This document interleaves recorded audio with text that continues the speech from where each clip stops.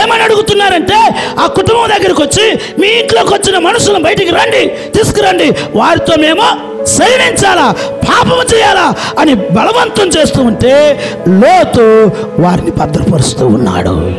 హల్లెలూయా, హల్లెలూయా. లోతు భద్రపరుస్తున్నాడు. లోతు భద్రపరచడం మాత్రం కాదు, అయ్యా ఎందుకు మీకు ఇంత పాతకాన్ని కట్టుకుంటారు, దయచేసి ఆ పాతకం కట్టుకోవద్దు. ఇక్కడ మీరు గమనించవలసింది ఏంటంటే, చివరికి వచ్చిన దైవ బిడ్డలను వారికి చేతికి అప్పగించకుండా కడుపు పుట్టిన బిడ్డలనైనా మీరు తీసుకుని వెళ్ళి మీ ఇష్టానికి చేసుకోండి, మా ఇంటికి వచ్చిన దైవజనులు మాత్రం ఏమీ అనవద్దని చెప్పి లోతు అలాగూ సిద్ధపరచుకుని ఉంటే, అలాగూ వారు దొమ్మిగా చేరి తలుపులు పగలగొట్టాలని ప్రయత్నం చేస్తే వారందరినీ అలాగూ నెట్టేసేసి ఆ లోపలున్న ఆ దూతలు లోతును లోపలికి లాక్కున్నాడు. ఇప్పుడు ఏం జరుగుతుంది అక్కడ గమనిస్తే, దేవుని దూతలు ఆ రాత్రి ఒక రోజంతా మబ్బు చీకటి కలుగు చేస్తే అక్కడంతా తలుపు దగ్గర కూడా రాలేని పరిస్థితి దేవుడు కలుగు చేశాడు. హల్లెలూయా. ఒక సేవకుని యొక్క కాపుదల ఒక వ్యక్తి కోరుకున్నట్లయితే ఆ కుటుంబ కాపుదల దేవుడు కోరుకుంటాడు. హల్లెలూయా, హల్లెలూయా. ఈ సేవకుడి యొక్క ప్రాణాలు, సేవకుని యొక్క ప్రాణాలను, వారి యొక్క భద్రతను, వారి క్షేమమును కోరుకున్న లోతు ఇమీడియట్గా లోపలికి తీసుకునబడ్డాడు. వారి ఇంటి మీద తలుపును కూడా తాక్కున్నట్లుగా దేవుడు మబ్బు కలుగు చేసి చీకటిని కల్పించాడు. దేవునికి స్తోత్రం, దేవునికి స్తోత్రం. సేవకుని ఎవరైతే గణపరుస్తారో, సేవకుడికి ఎవరైతే సపోర్ట్గా ఉంటారో, సేవకుడి క్షేమాన్ని ఎవరైతే కోరుకుంటారో ఆ కుటుంబాలు భద్రపరచబడతాయి, ఆ కుటుంబాలు కాపాడబడతాయి, ఆ కుటుంబాలకు కావలసిన అవసరాలను తీర్చబడతాయి. దేవునికి స్తోత్రం. హల్లెలూయా, హల్లెలూయా. లోతు జీవితంలో అదే జరిగింది. లోతు జీవితంలో అదే జరిగింది. అక్కడ రాయబడింది, మీకు ఇంకా ఎవరెవరు ఉన్నారో వాళ్ళందరిని తీసుకున్నా. ఎంత గొప్ప భాగ్యం అండి, ఎంత గొప్ప భాగ్యం. నీ అప్పచెల్లెలు ఉన్నారా, మీ అన్నదమ్ములు ఉన్నారా, మీ మామలు ఉన్నారా, మీ అత్తలు ఉన్నారా, మీ రక్త సంబంధికులు ఉన్నారా, వారందరిని తీసుకురండి, ఈ యొక్క అగ్ని పాతకముల నుంచి వారిని నేను కాపాడుతానని చెప్పి లోతుగా చెబుతూ ఉన్నాడు. హల్లెలూయా. ఎంత చిన్న సేవకులకి సహాయం చేసిన లోతు కుటుంబాన్ని ఎంతవరకు ఆశీర్వదిస్తున్నాడంటే, వెనక ఉన్న బ్యాక్గ్రౌండ్ ఉన్న రిలేషన్ మొత్తాన్ని కాపాడాలనుకుంటున్నాడు. హల్లెలూయా, హల్లెలూయా. వెనకాల బ్యాక్గ్రౌండ్ ఉన్న రక్త సంబంధికులు, బంధువులు అందరినీ కూడా ప్రతి కుటుంబాన్ని కాపాడాలనుకుంటున్నాడు. ఒక సేవకుని యొక్క కాపుదల కోరుకున్న లోతు యొక్క జీవితంలో బైబిల్ గ్రంథం చెబుతూ ఉంది. మీరు గమనించి చదివినట్లయితే 2 పేతురు రాసిన పత్రిక 7వ అధ్యాయం 9వ వచనం చూసినట్లయితే, 2 పేతురు రాసిన పత్రిక 7వ వచనంలో, దుర్మార్గులు కామ వికారయుక్తమైన నడవడి చేత బహు బాధపడిన నీతిమంతుడగు లోతును తప్పించెను. దేవునికి స్తోత్రం. ఏం చేశాడు దేవుడు? లోతును తప్పించాలంటే లోతును ఒక్కనే కాదు, లోతు కుటుంబం మొత్తాన్ని దేవుడు తప్పించాడు. లోతు యొక్క రక్త సంబంధికులను తప్పించాడు, లోతు యొక్క బంధువులను తప్పించాడు, అందరిని తప్పించాడు. సేవకుడికి సహాయం చేసి సేవకుడికి ఆదుకున్న ఆ కుటుంబాన్ని అద్భుతకరంగా తప్పించడం మాత్రం కాదు, ఇప్పుడు చరిత్రలోనికి వచ్చి నిలబడిపోయింది.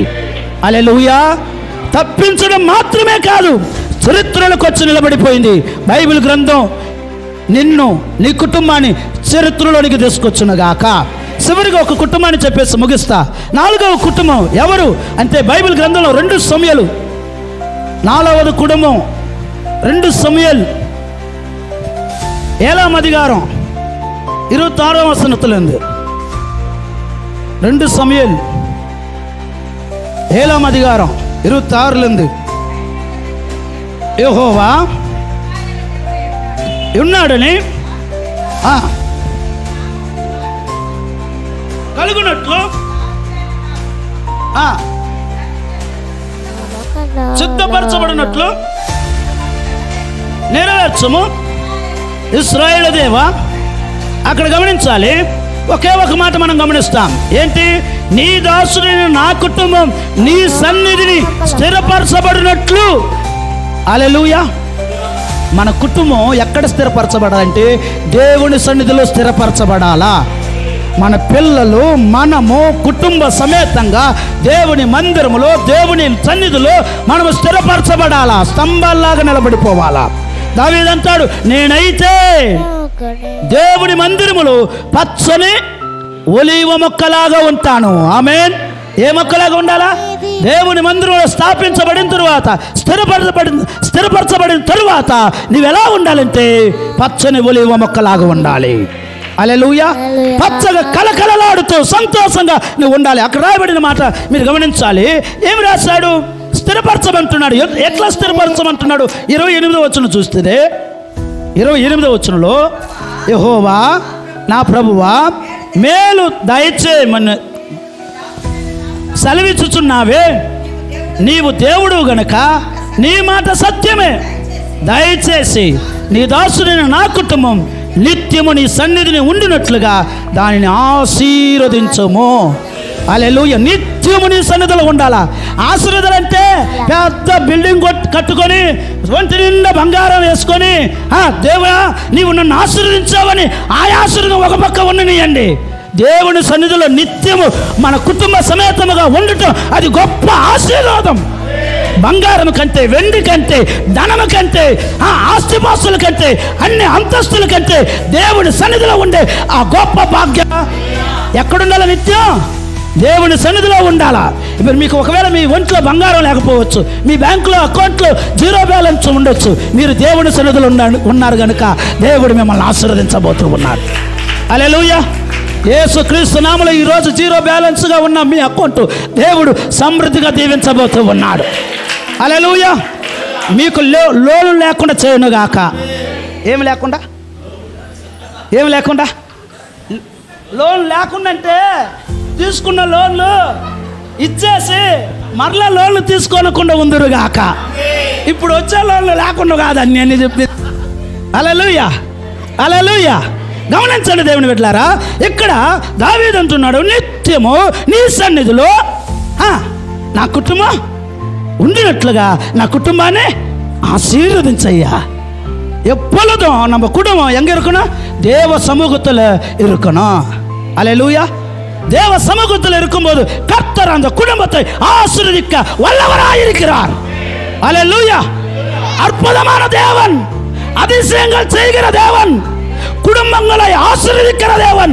அவர் வார்த்தை உண்மை. அல்லேலூயா. அந்த வார்த்தை நம்ம கீழ்ப்படி நடக்கும்போது கர்த்தர் நம்ம குடும்பத்தை மேன்மை பாராட்டுவார். హల్లెలూయా. హల్లెలూయా.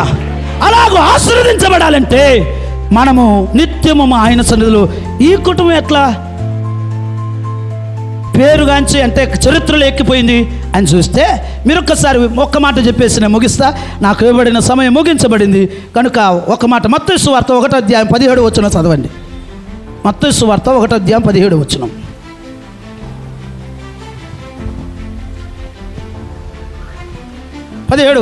ఇట్లు అబ్రహాము మొదలుకొని దావీదు వరకు 14 తరములు, దావీదు మొదలుకొని యూదులు బబులోను కొనుపోబడిన తరము వరకు 14 తరములు, బబులోను కొనుపోబడి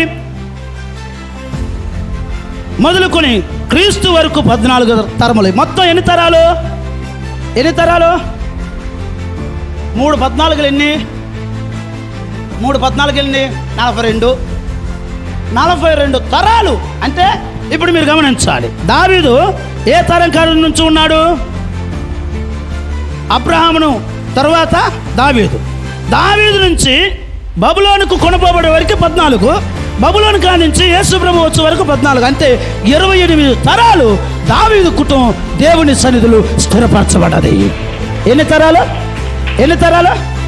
28 తరాలు. ఇప్పుడు నా తరం ఉంది. మా డాడీకి డాడీ పేరు తెలుసు. ఆ తర్వాత ఆ డాడీ పేరు అసలుకి తెలియదు. హల్లెలూయా. హల్లెలూయా. మీరు చెప్పండి, మీ డాడీ పేరు ఏం పేరు? మీ డాడీ పేరు ఏం పేరు? మీ డాడీకి డాడీ పేరు ఏం పేరు? ఆ డాడీకి పేరు ఏం పేరు? తెలియదు. ఎందుకంటే దేవుని వాక్యం తెలియజేస్తుంది, ఈరోజు నీవు దేవుని యందు భయభక్తులు కలిగి నీ కుటుంబం దేవుని సన్నిధిలో స్థిరపరచబడితే నీ కుటుంబాలు లిస్టులోకి వచ్చేస్తుంది. హల్లెలూయా. పట్టికలోనికి వచ్చేస్తుంది, అట్లన్స్లోనికి వచ్చేస్తుంది, దేవుని యొక్క పుస్తకంలోనికి వచ్చేస్తుంది, పరిశుద్ధ జీవ గ్రంథంలోనికి వచ్చేస్తుంది. నీవు ఇక్కడ రాయబడిన మాట మీరు గమనించినట్లు ఒక్క పేరు కూడా మిస్ కాదు, ఒక్క పేరు కూడా మిస్ కాదు. మీరు చదివితే అక్కడ రాయబడింది అబ్రహాము కుమారుడైన దావీదు, కుమారుడైన యేసుక్రీస్తు వంశావళి. ఆ వంశావళి పేర్లు ఉన్నాయి చూసినా, అది చదివేదానికే మనకు నాలుగు తిరగాల. హల్లెలూయా. ఆ పేర్లు చదవడానికి మనకు నాలుగు తిరగాల. అప్పుడు ఒక్క పేరు మిస్ కాకుండా మనం 3 తరాలు గుర్తుపెట్టుకుని ఉన్నాం. ఆ తర్వాత ఎన్ని తరాలు ఉన్నాయో మన వెనకాల. హల్లెలూయా. ఆ తరాల పేరు మనకు తెలియదు. అయితే నీవు దేవుని సన్నిధానంలో నీ కుటుంబంతో నీవు స్థిరపరచబడితే ఖచ్చితంగా పేరుగాంచేటట్లుగా, చరిత్రలో నిలిచిపోయేటట్లుగా నీ కుటుంబాన్ని ఆశీర్వదిస్తాడు. హల్లెలూయా. నీ కుటుంబం నిత్యం నిత్యం దేవుని సన్నిధిలో కనబడుతున్నప్పుడు ఒక్కొక్క కుటుంబం దేవుడు లిస్టులో పెట్టేస్తాడు. దేవుడు అద్భుతకరంగా నీ కుటుంబాన్ని ఆశీర్వదిస్తాడు. దావీదును ఆశీర్వదించిన దేవుడు ఎక్కడో గొర్రెలు మేసుకుంటున్న దావీదును అభిషేకించి ఆశీర్వదించి రాజుగా చేసి ఆ కుటుంబాన్ని ఆశీర్వదించిన యేసుక్రీస్తు నామములో నీ యొక్క యజమానుడు రాజుగా చూడు. నీవు రాణిగా ఉంటావు. నీ యజమాని ఎట్లా చూడాలా? నువ్వు రాణిగా ఉండాలంటే నీ యజమాని ఎట్లా చూడాలా? రాజుగా చూడాలా, యజమానుడుగా చూడాలా. కొంతమంది భర్తను రాజులాగా చూడడం, అక్కడ పొరకుని తీసుకురా, ఎక్కడ ఆ పిల్లోడికి నీళ్ళు పోయి ఏంటే ఆ ఇల్లు కొంచెం సిమ్ము, అది రాజు చేసే పనేనా? రాజు చేసే పనేనా? నీ భర్తను రాజుగా సృష్టి, నీవు రాణి అవుతావు. నీ కింద పని మనుషులు నీకు పని చేసేదానికి దేవుడు నీకు పని మనుషులను ఏర్పాటు చేస్తాడు. అప్పుడు నీ భర్తను నువ్వు రాజుగా చూడాలి, నీ భర్తను నువ్వు గణపరచాలి, నీ భర్తను నువ్వు గౌరవించాలి, నీ భర్తకు మర్యాద ఇవ్వాలి, నీ భర్తను నీవు ప్రేమించాలి, నీ భర్త మాట నీవు వినాలి. హల్లెలూయా. అలాగే వింటే దావీదు కుటుంబంలాగా నిత్యం నీ కుటుంబం దేవుని సన్నిధానంలో స్థిరపరచబడుతుంది. ఎన్ని తరాలైనా సరే నీ కుటుంబం దేవుని, నీ పేర్లు ఒకదాని మిట్టి ఒకటి నీ కుటుంబాల పేరు తరతరాలకి దేవుడు నీ కుటుంబాన్ని స్థిరపరుస్తాడు. హల్లెలూయా. మొన్నటి వరకు మీ డాడీ త్రాగుబోతుగా ఉండొచ్చు, ఇప్పుడు నువ్వు రక్షించబడొచ్చు. ఇంకా పోయిన తరముతోనే ఆ పాపపు కార్యాలు కడిగి వేయబడును గాక, అంతటితో సమాధి చేయబడును గాక. నెక్స్ట్ జనరేషన్ పరిశుద్ధ సంతానముగా రాజులైన యాజక సమూహానికి చేర్చబడిన వంశావళులుగా మన కుటుంబాలు అభివృద్ధి చెందును గాక, మన పిల్లలు అభివృద్ధి చెందును గాక, వారి చదువులో దేవుడు ఆశీర్వదించును గాక, వారి ప్రతి ఒక్క స్థలంలో దేవుడిని గణపరచును గాక, మీ యొక్క యజమానులు చేస్తున్న ఉద్యోగాలు దేవుడు ఆశీర్వదించును గాక. చిన్న జీతమైనా సరే 5 రొట్టెలు 2 చేపలు 5,000 మంది తినగా 12 గంపలు మిగిలించినట్లుగా నీ వచ్చే జీతంలో దేవుడు మిగిలించే ఆశీర్వాదాన్ని దేవుడు నీకు చూపించును గాక. హల్లెలూయా. ఏదో 2 మాటలు చెప్పి వెళ్ళిపోవడానికి రాలా. ఇది కుటుంబం ఆశీర్వాద కూటం. ఈ కుటుంబ ఆశీర్వాద కూటంలో నీ కుటుంబాన్ని దేవుడు దీవించబోతూ ఉన్నాడు, నీ కుటుంబాన్ని ఆశీర్వదించబోతూ ఉన్నాడు, నీ కుటుంబంలో కొత్తను దేవుడు తీర్చబోతూ ఉన్నాడు. ఆనోకు దేవునితో నడిచాడు, తన పిల్లలను చక్కబెట్టుకున్నాడు, అద్భుతకరంగా నడిపించాడు. రెండవది నోవాహు నడిచాడు, దేవుడు నీతిపరుడుగా ఎంచబడ్డాడు, ఆ కుటుంబం చరిత్రకెక్కింది. మూడవది లోతు నడిచాడు, లోతు దైవజనులను చేర్చుకున్నాడు, ఆ దైవజనుని యొక్క చేర్చుకున్న కుటుంబంలో వారికి ఇబ్బంది రాకుండా దేవుడు కాపాడుకున్నాడు. వారి కష్టం అక్కడ చాలా ఉపద్రవం ఉంది, అయితే ఒక్కరు కూడా లోతు యొక్క తలుపు మీద చేయి పెట్టకున్నట్లుగా కాపుదల ఇచ్చాడు. హల్లెలూయా. అదే కాపుదల దైవ సేవకునికి మీరు సహాయం చేస్తున్నా, ఏ విధమైన సపోర్ట్ చేస్తున్నా, ఏ విధంగా దైవ సేవకుని పరామర్శిస్తున్నా, మీ కుటుంబాలు మీ తలుపులకు దేవుని యొక్క కాపుదలగా ఆయన మహిమ దిగునుగాక, ఆయన సన్నిధి మీకు తోడుగా ఉండునుగాక. హల్లెలూయా. 4వ కుటుంబం దావీదు కుటుంబం పేరుగాంచిన కుటుంబంగా మార్చబడింది. తరాలు 28 తరాలు పేర్లు నిలబడ్డాయి. నీ పిల్లల పేర్లు దేవుడు స్థిరపరచబడును గాక. దయచేసి అందరం తలలోంచి కళ్ళు మూసుకుందాం.